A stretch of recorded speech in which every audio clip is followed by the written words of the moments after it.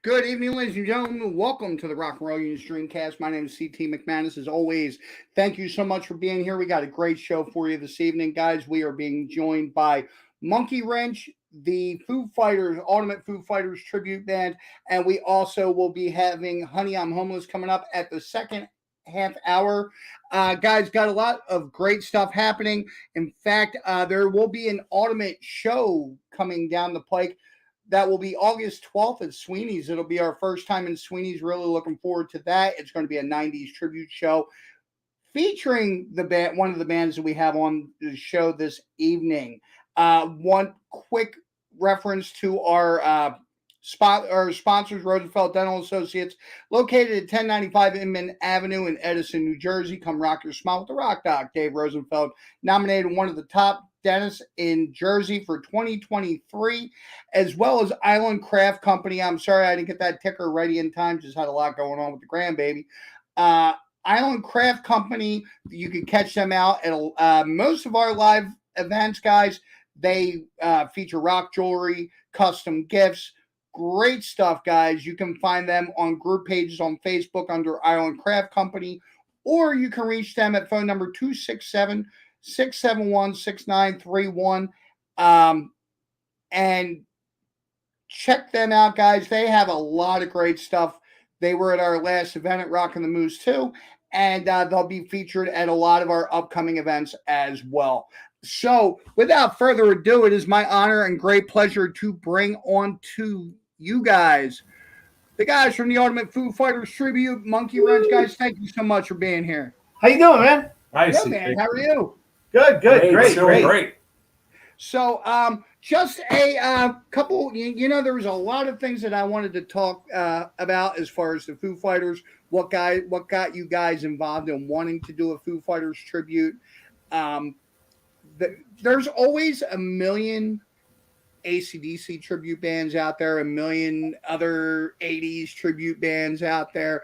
You guys may be maybe the second out of all the hundreds of bands that I know that pay homage to the Foo Fighters. And what got you guys involved in wanting to do that? It kind of goes along with exactly what you said when we put this project together. It was that there's so many of the same thing, not dissing any bands out there, because every band out there is great, but there's a lot of this and a lot of this and a lot of this. And I wanted to do something completely different. We wanted to do something that nobody was really doing. And Foo Fighters is not only one of, if not greatest rock and roll band on earth. Their music isn't easy to do. So, putting a project together where you have to have good musicians doing what you're doing, it makes it that much more fun, because it becomes, even like their new album, which we got, if you listen to it, it's not easy stuff. It's complicated. And that's what it's so much fun to learn something and push yourself and push yourself and push yourself. Now, the one thing that I have to say as far as Foo Fighters, anybody who knows me knows and don't shoot me. First off, let me preface this by saying that I'm not a big Nirvana fan, never really was. But I have to give major credit to Dave Grohl and the Foo Fighters, but Dave Grohl in particular, with what he accomplished after Nirvana, after the juggernaut that Nirvana was. Dave Grohl kind of reinvented himself with this band. Yeah. What would you guys say would be like the difference or the mindset as far as like that is concerned? How was he able to pull that off? Yeah. Well, I think Dave's always actually been he's always been a songwriter, and even in Nirvana, he had the little things here and there, but he didn't. Kurt Cobain was the main songwriter, and Dave had always written songs and had them on the side. So I think after the mourning period, after Kurt Cobain had passed, I believe that you have music's in his soul, and he has to continue on, and that's what he did. He did his first demos were him cutting all the stuff on a little tape and called himself a different name, as we know, because he didn't want to be recognized like that. So and that's it's basically history from there. But he's a what's the word I'm looking for? oh my gosh, he's a songwriter who's oh my gosh, I can't forget the word, but he's a great songwriter. Prolific. He's a prolific songwriter. Okay. Now, I mean, that was the one thing that like really struck me about Dave Grohl.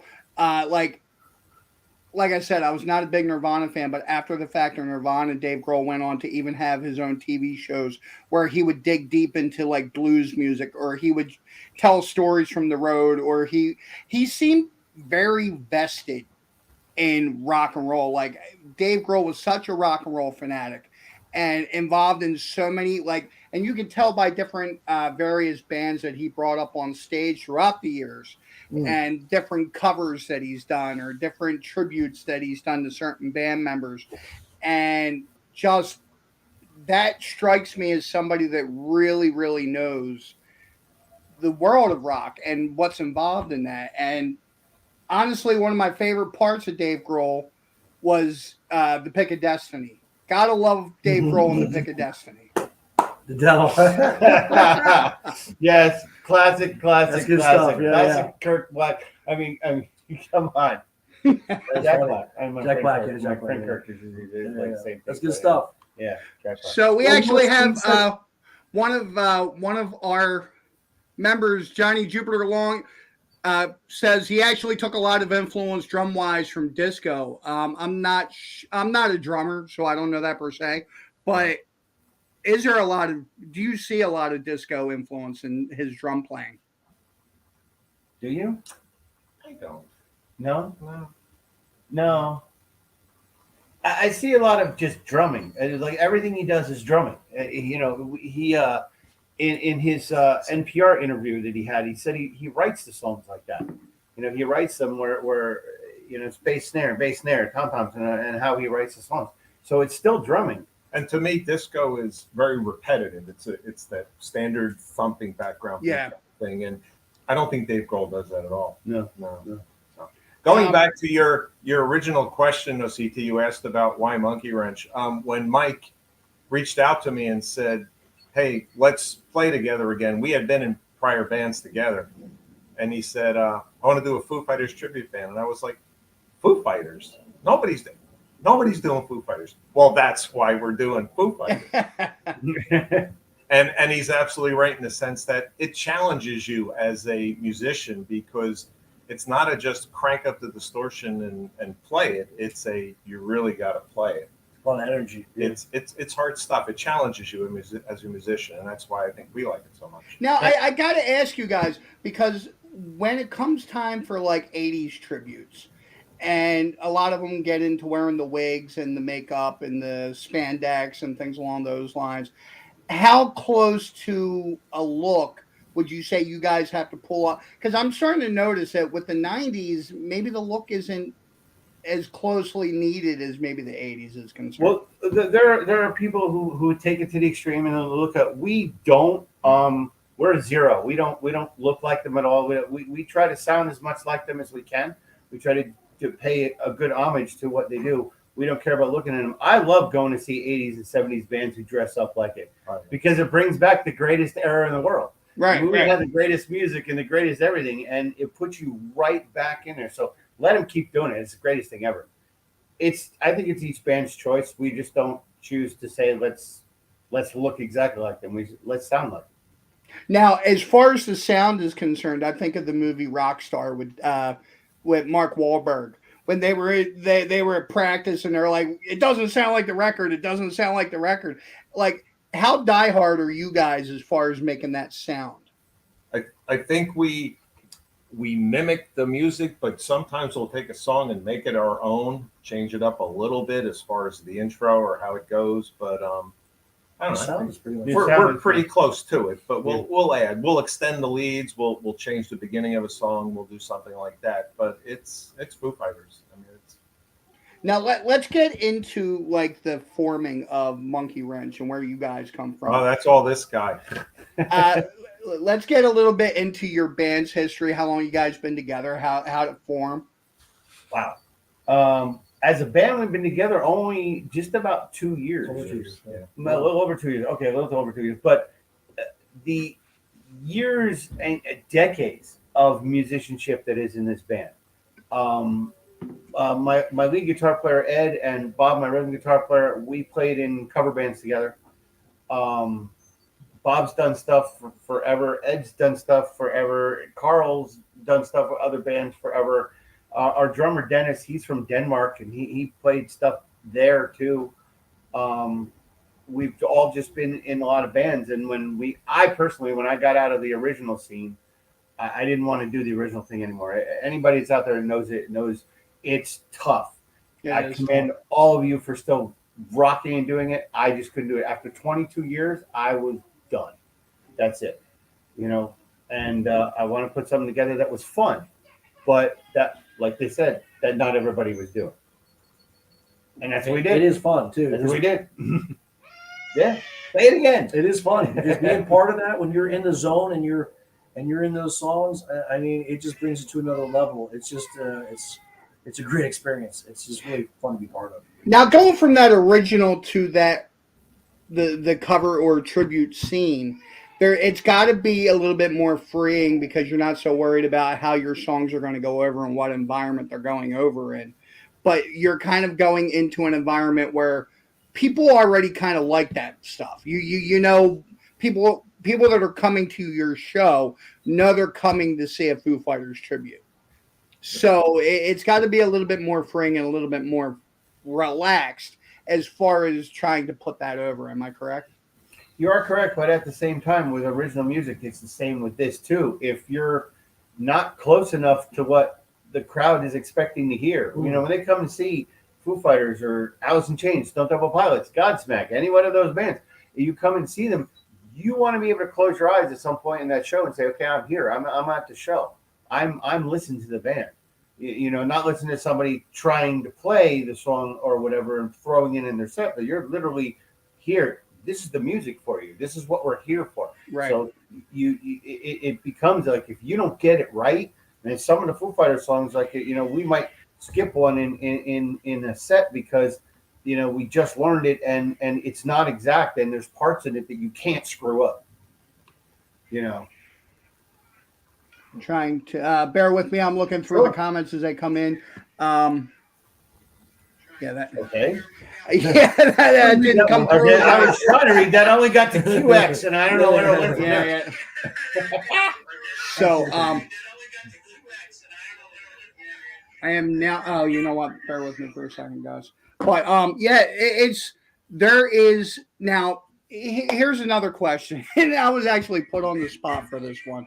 As how far do you guys rely on knowing your material as opposed to maybe iPadding it or different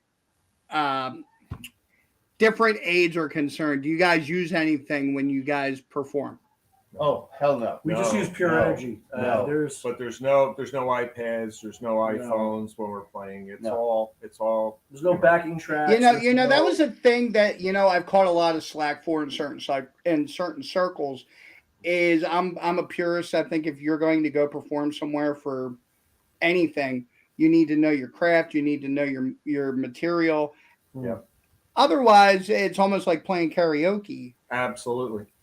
And I applaud you guys very much for doing that, because I think it shows your craft. It shows how much you care about an audience by knowing your material before you step out on stage. You guys look at it that way. Thank you. I mean, if your goals as a band are to continue the band and be loved by many and share the great music of the Foo Fighters, that's really what we're doing. You have to be versed and rehearsed in what you're doing, so you have the confidence to play out there and have fun with the audience and have the audience have fun with you and be part of the music. So that's a good point you make, CT, is that you have to be, and whether you use backing tracks or other gimmicks, or whatever, as long as there's still a formula that you need to perform properly and well. Yeah. And hit it, hit those notes, don't go flat, stay in tune, all this stuff. Don't miss the chord, all that stuff. Don't miss the beat.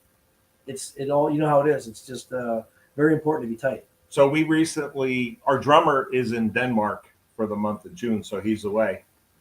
We identified 4 new songs that we want to learn. So we went off and we all did our own thing, and we rehearsed them on our own, and we got together in usually we rehearse in the studio, but since we didn't have a drummer, we rehearsed in my basement, and we played them for the first time, and I think we nailed 2 out of 4 of them first time around. Yeah. And then after playing the other ones 2 or 3 times, and again, no sheet music, no iPads, no notes, we just played them. You need to know the stuff. You need to know what you're doing, and you get You know, together. You have to practice. I think that you guys said, I forget who said it just now, but somebody had said that as far as knowing the people are coming out to hear that, and maybe running through a song 1 or 2 times and knowing you're not ready to perform that live, so you're Right. holding back from performing that yet. I think some bands, now I just want to pick your brain on that one, as far as some bands will go out and perform that because they know it'll go over well with the crowd, just because they're playing a certain song. It might not be the greatest version of that song, whereas you guys are really of the mindset of you really need to know that song before you approach that song live. Every And I song love has to, that. yeah. I mean, to deliver it properly, because the timings are, there's different key changes or time signatures. We have to be able to perform it, and we wouldn't feel comfortable. We rehearse all the time, once a week or once every other week, so we pretty much know what our if it's going to work or not, and usually it works because we make it work, and so we're pretty prepared. But if it doesn't, there's no reason to bring it out, because for us, we have a show for people. You pay money, you expect to see a show. We're going to give you a show, Right. And I don't want it to be half-assed. I don't want it to be okay. It was good. I want people to go out of it and go, wow.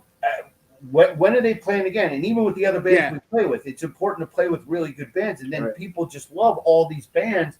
And now everybody comes and sees them again because you give them a show. Yep.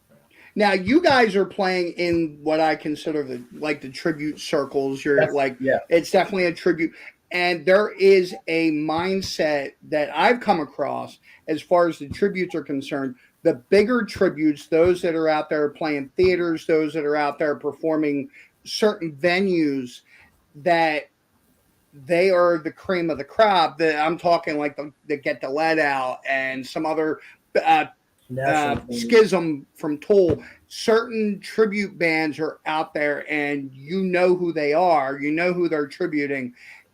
What do you think makes the difference between, say, a theater type tribute as opposed to like a smaller venue tribute? Just getting your fan base.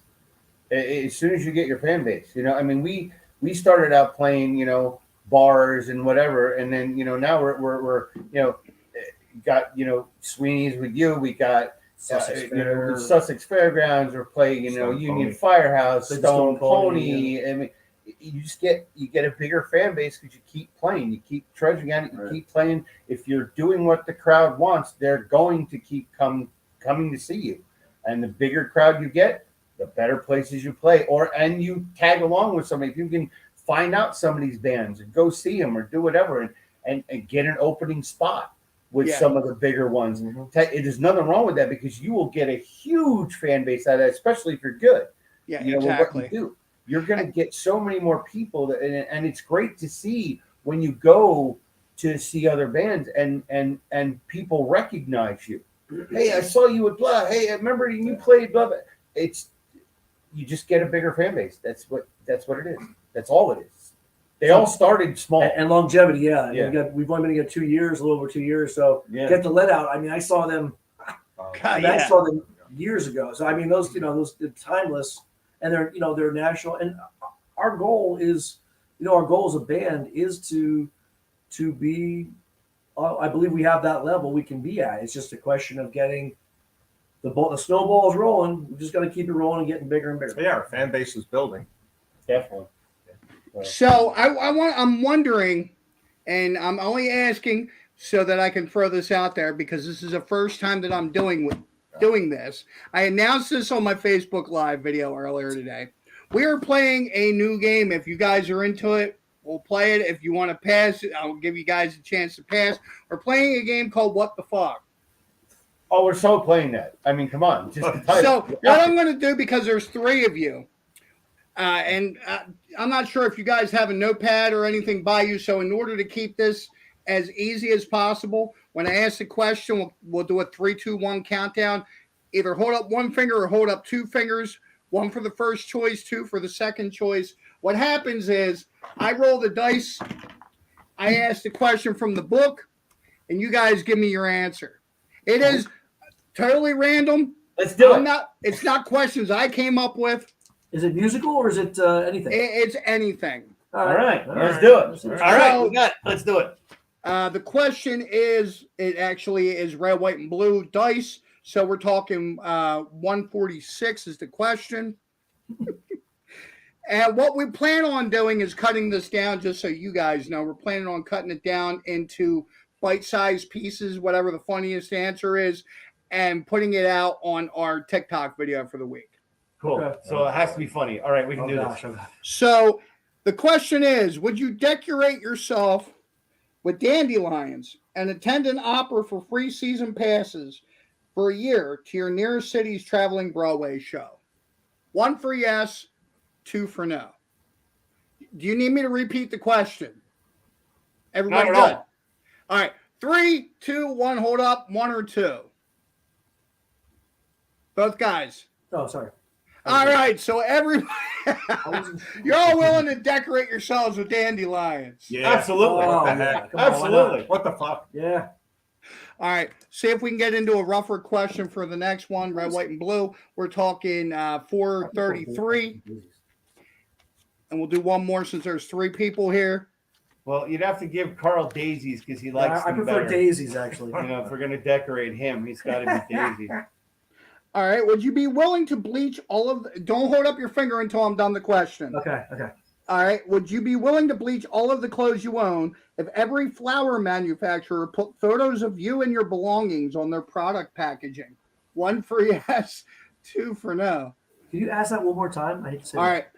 Would you be willing to bleach all of the clothes that you own if every flower manufacturer put photos of you and your belongings on their product packaging? 1 for yes, 2 for no. Yes. Sure. Yeah. So 3, 2, 1. What do we got? Everybody's in a Inflation. bleach What? stains are the worst too, man. I'll tell you, these are. Last question. And we got red, white, and blue. We got 611. Let's go to 611 in the book. And it is, who would you rather go on a cruise to Mexico with? Oh. Captain Steubing from Love Boat is number 1. Or your least favorite aunt or uncle is number 2. Oh. Oh, Stoop. that's Oh, right. wait. I can't say that. 3, 2, 1. Hold up the finger that matters. Oh, yeah. Captain Stoop. Captain Captain Steubing all Steubing, day man. long. The love boat. Is Julie going to be there too? For You know, he's pulling into women, man. So Yeah, dreams are made on the love boat. Come on. Exactly. He'd be the greatest captain ever. We'd be the Yeah. band. We'd be the band playing there. Exactly. So with that being done, why don't we talk about some upcoming gigs for you guys, upcoming dates, and how people find them out? Okay. All right. Well, you can www.amonkeywrenchnj.com will give you everything. Or Facebook. Or because our Facebook. we just posted on Facebook. Our Facebook. most recent post, as of like 2 hours ago, has our shows That for too. the Yeah. rest of 2023. Yeah. But next up, we're coming up July 7th. We're at Tennessee Avenue Beer Hall in Atlantic City. Good spot, man. Good Yeah. spot. Great, great Wonderful show place. that's going to be. Great place. Great peanut butter and jelly shots. You have Oh, to try yeah. them. 40 Unbelievable. beers on tap. Oh, yeah. Beautiful, beautiful. The following day, July 8th, we will be at Union Firehouse. Very excited for that. That Very should excited be for that. Very good show. Mount Holly, right? Mount Holly, New Jersey, yeah.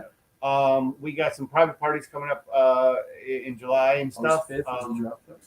August 5th, we're at the Draft House in Washington, in the outside Washington, New Jersey. beach bar, if you Okay. will. It'd be great. August 12th, we got this incredible gig coming up with some amazing bands. We got the Godsmack tribute, we got the Alice in Chains tribute, we got the Stone Temple Pilots tribute, and a Monkey Wrench Very playing excited. at Sweeney's, Philadelphia. Going to be a great Come out and show see for that that one. one, That's man. going to be an epic We're show. very excited. Yeah, for that. we're Very A excited. little looking plug forward there, to huh? that. There you go. And it's gonna be epic. We got a few coming up in the fall too, and put your stuff on your calendar. Dingbats. Dingbats, yeah, man. New Year's Eve Yeah. this year. Really good stuff. Yes. And congrats So, on that one. Yes, with Wicked Garden, the Stone Temple Pilots tribute, and Leadbetters, the Leadbetters, the Pearl Jam tribute. Speaking of that Wicked Garden, do you guys have another show this year with them? I We have We're playing August 11th at the Sussex Fairgrounds with them. Yep. There it is. Yeah, I thought Very so. excited, very excited. I actually played with them last week at Debonair. I subbed in for their bass player at their show. Oh, actually. awesome. It was And a that great show. It was a great show. Yeah, That very was exciting. Great show. Now, There's do you such guys great- have a band website or is it all Facebook? Yep. Yeah, it's Oh, www.monkeywrenchNJ.com. MonkeyWrenchNJ.com. NJ, New Jersey. That's it, man. So, from one Jersey head to another, man, thank you guys so much for being here. Thanks for rocking with us. Thank you. Thank you. And thank you for everything you do. And anybody out there listening, I mean, get on this guy's site. Get with him. He knows his stuff. He's great at everything he does. And yeah, just trust We're me. looking forward to meeting you. Yeah. No, Oh, thank yeah, you. guys, have a great rest of your week. Thanks, God man. bless. Take care. See you. All Have a right. good one. You got it. So, guys, there it was, man. Monkey Wrench, really excited to announce that show August 12th at Sweeney's, but they have a plethora of other shows coming up soon that you guys are definitely going to want to check out, and really, really excited for those guys. Man, so much going on. It has been a very, for months, it was dry. It was real dry out there. And must admit now, we're getting a lot of the rain in. We're getting a lot of the weather in, and rain is a good thing. So make sure you check out some shows, though, some live rock and roll, and enjoy the time while you're here. And bear with me for 1 second, guys. Thank you so much once again for joining us, for rocking with us. It is my pleasure now, a little bit early. I hope I'm not overstepping anything or waiting for anybody else, but I want to bring them on. I saw these guys. I got to preface this by saying, there was a festival to play the Bamboozle Festival, and I saw these guys rock a club in South Jersey during Philadelphia Eagles playoffs, which is insane. I mean, if you live in this area, I can't tell you how over the top Eagles fans are. You guys know already. But if you're outside the area, everybody in this area bleeds green. I mean, there's a few that don't. I'm not a big football fan, but I went and saw them play Eagles Sunday in the playoffs, and the place was mobbed for original rock and roll. Guys, this next band I'm bringing on is really excited to talk to them. Honey, I'm Homeless. Brother, thank you so much for being with us. Thank you for having me. Appreciate it. So, I don't know if you caught my preface, but that show at for the Bamboozle Festival, there was so much junk that fell down from that, but I heard there was a lot of amazing positives that came out of that as well. Yeah, definitely meeting new people, getting to play, at the Casey Rays, and we were playing, I think was round 1 and 2. Just really fun meeting people, new fans, and new booking agents and stuff like that. We got to talk to was really the best part of it. Like I said, the thing that blew my mind, and a lot of the fans, there's been a talk for a long time that a lot of the younger fans or a lot of the young kids don't care about rock and roll, don't care about live music, don't care about anything. And Eagles playoff Sunday, I got to say, when you guys played Casey Rays, man, at least half that crowd, at least, if not more than half that crowd, were 21 and under. That is true. Yeah, it was good to see young people getting out there and listening to new stuff. And yeah, that whole thing, it was great. The kids are coming out to shows. It's just, you got to have something that really grabs them, that takes them there. And that's something that I've fought for a long time with other people in the business, in the area, is a lot of people want to discredit the younger fan, but they're as hungry as we were. I mean, there's not enough that's catering to them. Definitely, I agree with that. I think when I was coming up, when I was their age and that young, was those venues we couldn't get into. You know, we were doing Right. open mics and everything before that, and then you'd play people's houses and basement shows and stuff like that. And then, of course, the litigious society would come on later, where a kid would get hurt in the pit, and then that show would be done, that venue's out, and Yep. et cetera, et cetera. But then, I guess even being under 21, we were playing some bigger venues, but even at the time, that was the golden gig back then, is getting to play in an actual bar setting. And so now the kids are just kind of skipping that entire thing, Yeah. and they're going straight to these venues, which is really cool to see. And then, it's always good for bands to go back to their roots if they started out in the independent scene and doing stuff, not too big for their britches, doing, smaller house shows and stuff like that. It's always fun to go back to that. I raised my sons on going to Warped Tour or keeping an ear out for their music, taking them to their shows. My oldest son is 26 now. I have a grandson of my own, which is crazy. But I remember taking him to like Black Veil Bride shows, Fallen in Reverse shows, Motionless in White shows, and him turning me on to his music as I turned him on to mine. It was always if I go to yours, you go to mine, with no argument type deal. And I got to say that the shows that he would take me to, those fans were as hungry as us old heads were. Like it feels like a disservice to say that the younger generation doesn't like music. Yeah, exactly. No, they're there. They want to do it's kind of a trade-off. Like me and my dad, for instance, he would take me to see like Robin Trower, and like Thin Lizzy tribute and stuff like that. And that opened my eyes to all kinds of stuff that I never would have done otherwise. And then I would take him in return. I would take him to see Less Than Jake and Alkaline Trio and stuff, which he ended up liking them. But yeah, he would always be the one that would be the oldest guy in the crowd, but he'd go up and hang out with the band, and I'd introduce him to some of the local openers and stuff. And yeah, I think it's that. And even I introduced him to other bands as well that were actually from his era. I introduced him to the Replacements, saw them at Penn's Landing and stuff. So it's a good trade-off of the young and old to get each other's music. I'll never forget taking my oldest son to see Fallen in Reverse and Black Veil Brides, and the circle pits and the pits that happened. And remember not being able to touch the floor, being in front of the stage, and then ending up on the right or the far left side of the stage without moving, just the way the crowd moved you. Oh yeah. And then I remember like kind of coming to my wits a little bit and realizing there was a whole like dad area that like exactly. just let the kids run, and just there was a dad area.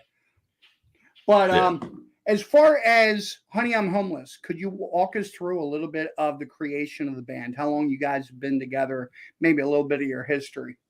Yeah, definitely. For me, I started a band back in 2012 called Urethra Franklin, and we were starting to get that's a great name, national notoriety at the time. We had a video that was actually on MTV, and we were climbing up the rails pretty quick. And we were the regular band at Le Grand Fromage in Atlantic City and the Boneyard, and we played there probably every week, maybe twice a week. And it got us into other things, but then the band kind of fell apart. And then I was looking for new members to do basically what was supposed to be a solo project. I write all the songs, I write all the parts, guitar, bass, drums, and then I kind of bring in guys to do the live show. So with this band, I met Al Olivero on drums, and he was in a Billy Joel tribute band and Grateful Dead tribute band and all these tribute bands. And I just kind of saw how he could change his drumming style to whatever was happening. And I was like, man, I got to have this guy in the band. So I asked if he would audition for me and listen to the record. And I had a demo of a new record on the way at the time too. And he listened to him, I think, once all the way through, got everything down pat. And I was like, I'm going to take this guy out. I had my original bass player, wasn't working out with him. And then we basically decided, it's not going to be a solo thing anymore. It's going to be called the name of my solo album, which was Honey, I'm Homeless. Gotcha. So that's where that fell into that name. And then 16 bass players later, we have our good bass player now, Tyler Morales, and it's the most fun we've had so far. Now, your last album came out last year, which was Remission. I'm just pulling up the tag for Remission Impossible. Tell us a little bit about that. Like, how's the reception for that been? Are you guys looking on adding more soon for that? Yeah, that one was kind of a half and half mix of songs that I'd written and demoed all the way back in 2010. Did some in 2014, 2016, all just basically 8 years of not wanting to put certain songs out and wanting to perfect them and do all this stuff. And we were playing them live, but I was like, there's got to be a better way. And I'm a recording engineer for a living. So for me, I just wanted to, I was listening to them way too much, and that was what was killing me. So I decided to bring in some outside help.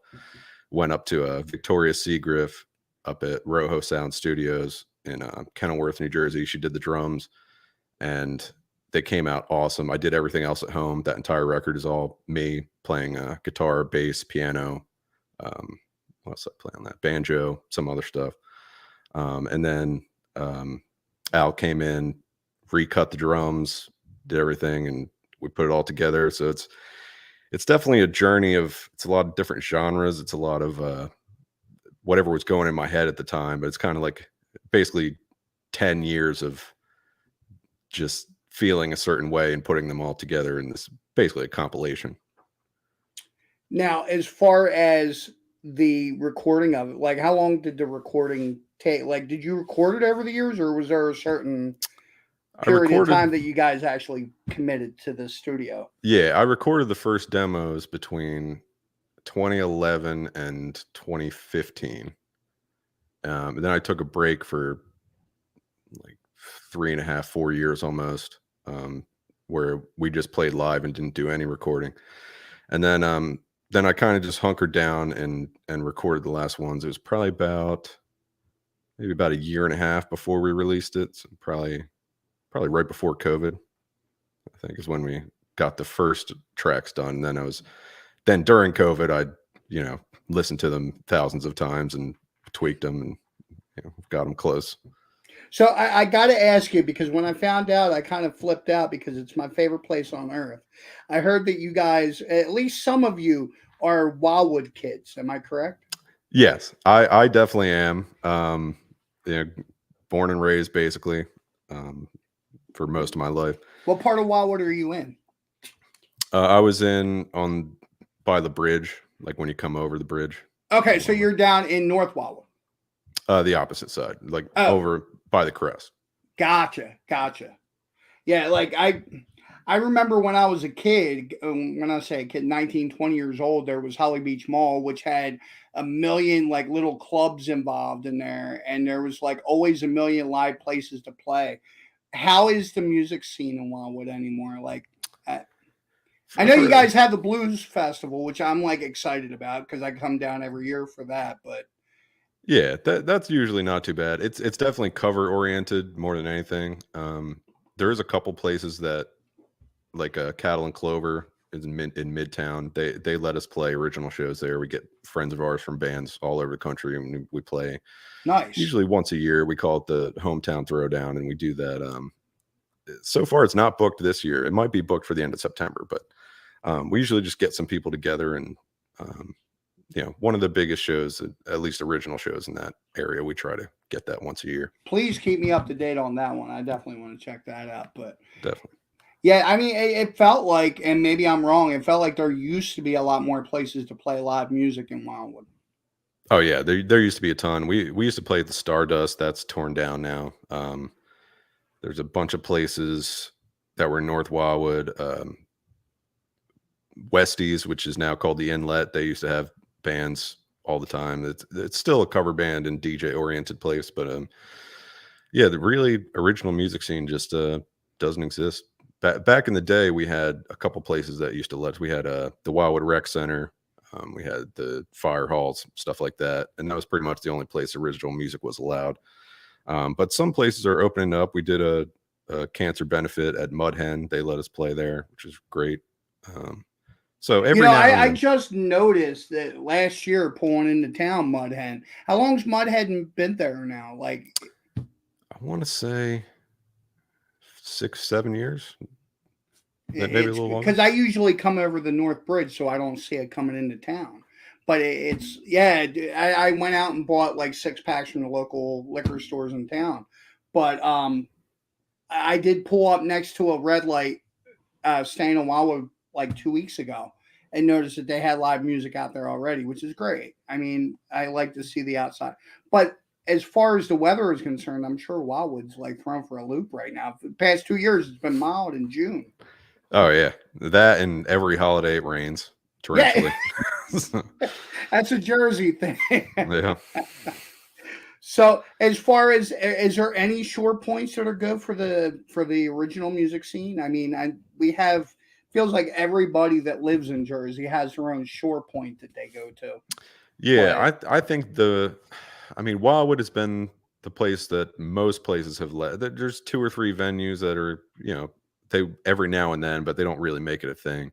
Cape May has a very regular open mic at the Mad Batter, which is always fun to kind of work new stuff out. And there's always a lot of people we know there. So I just kind of get up and work out some new songs and stuff I've been trying out. And other than that, yeah, it's really just no want or need, according to the managers of these places, for original music around here. So forces us to go elsewhere and meet some new people up the road. Yeah, I hear you. And I mean, mad kudos to the Landis Theater, Casey Ray's, that had you and a plethora of other original bands. Were you guys involved in that Bamboozle show that they had a couple weeks back? Yeah. Actually, we got offered the first one, which is supposed to be at Tennessee Avenue Beer Hall. We had a scheduling conflict, weren't able to make that. So we decided, okay, we're going to definitely do the Landis one. And that was a blast. The staff there is great. We had so much fun. People seemed to like it, and yeah, it was really a great thing that they did for us to be able to have a stage and get some photos and press materials and stuff for that. So that was really cool of them to do. It was fun. Yeah, big shout out to Ray Mamrek and the rest of the Landis crew for doing that. Unfortunately, I had work things to do that day, but yeah, I love the Landis. Any other favorite places to play in Jersey? Oof. My favorite is probably Dingbats in Clifton. I think the last band that was on Monkey Wrench was talking about Dingbats. Yeah, my whole family, extended family, my mom, everybody is from Clifton. So Gotcha. I have, usually when we play there, have its entire family reunion, and we actually shot our music video for our song Jade from the last album at Dingbats. So gotcha. It's kind of it's one of the home bases for sure. And yeah, it's a great place, great sound, just a blast over there. I know kids. Eddie Trunk is there frequently. A lot of the metal show guys make that a home base. And I heard that, there were other places up in that area, like the Brighton Bar that fell apart, and some other, it's a damn shame. That's just the way Jersey's been going. Yeah, we had a blast. We played there. I saw John Caspy and the First Gun is one of my favorite local bands. They were there. I forget who we played with, but yeah, no, we liked it over there. We were sad to see it go. There's a couple places that I think recently just stopped that we had fun at. Can't remember the other one that just closed. I remember Knitting Factory. We played there all the time in Brooklyn, and that's no longer there. So it's a shame, but hopefully we find some more spots in the city. That's our new home base, really, is New York City and North Jersey. Now, I just wanted to talk a little bit about what you had said earlier, as far as being an audio engineer. Is that your do you own your own business with that? And is there any way people can check into that? Yeah, it's mostly freelance right now, but I'm the head sound engineer for Congress Hall in Cape May. Nice. I do a lot of that stuff, do corporate stuff and hotels and things like that. And how busy is that? I'm sure you're like, oh yeah, but between that and trying to figure out when to play shows compared to the schedule is a nightmare. But yeah, it's definitely busy for sure. Well, let's talk about upcoming gigs for Honey, I'm Homeless. What do you guys have coming up? I know you guys have a full schedule. Yeah, we have the first one is July 23rd. We're playing at the Nail in Ardmore, PA. Great place, man. The owner, Chris, is a fantastic guy. We've actually never played there before, so this will be our first time, and I'm hoping everything's great. And yeah, we're really excited to get back into PA. We've had some hard times playing in Philadelphia over the years, and banned from a venue for various things. Actually, banned twice from a venue. But I don't mean to cut you off, but I will preference anybody coming out to the Ardmore show, get there early. It is a smaller venue, so make sure you get out there early, get your spot ahead of time, because it's a very intimate show, which is one of the things that I absolutely love. Oh, okay, that's good to know. Yeah, and there's a what's the next one after that? I think after that we're recording in the studio for the new album, which I've been working on. I have one demoed out. We're hopefully going to release that by like next July, next August. The other one is for Jerry Ryan. He has a festival called the Elephant Talk Indie Music Festival. Where is that? I feel like I that know one. about that. He just changed it to Tennessee Avenue Beer Hall. Okay. And that's Friday, October 13th. We're actually the first band on that, 5:20. I think it might have been pushed back, but either 5 o'clock, 5:20, something like that. Yeah, that's at the Tennessee Avenue Beer Hall. That's Friday, October 13th. And then between there, we're going to be definitely doing some shows in the Baltimore area and stuff. We're just locking those down now. So we're going to do kind of like a mini tour of Baltimore, Virginia, maybe northern PA. A lot of cool places out there. Yeah, we're definitely looking at some places. One in Crofton, Maryland, called you can edit that out. I don't remember the name of the venue, but we're hopefully going to play there at the beginning of August. Nice.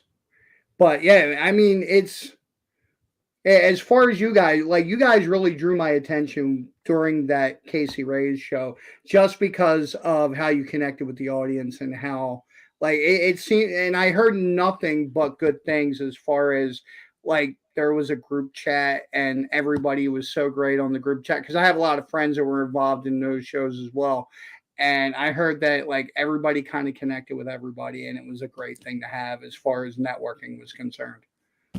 Yeah, definitely. That was good to get all the details straight, and we all connected over various things. And there was a couple people that were a problem, but they got removed pretty quick, as there is with everything. Absolutely. So, but yeah, no, that was great to be able to connect. And even then, we played some shows with some of the other break contest bands. We played with a band called Misery. They did the break. We played with them up at Dingbats, and we're in Fading Radiance. We just played with them at the Landis, and so we're all kind of connecting with each other, the bands that are similar in our genres, and we're starting to put some tours together and stuff. So that was definitely a good jumping off point to get some more shows and hopefully some more listeners. Now, as far as you guys are concerned, any social media pages, websites, those kind of things? Yeah, everything is on honeyimhomeless.com. You can definitely find us on Facebook, Instagram, TikTok. We just made one. I don't know how to use it yet, but they're teaching me how. And yeah, but Twitter, you can find everything on honeyimhomeless.com for sure. But on Instagram especially, that's where we're most active. That's at honeyimhomelessnj. Nice. So, brother, thank you so much for hanging with us tonight, man. I'm really, really excited to see where you guys are coming up next. And you said the very next event is where? That's at the Nail in Ardmore, PA. That's July 23rd. Looking forward to that, man. Yeah, absolutely. So, brother, thank you so much for being with us. Thank you so much for having me.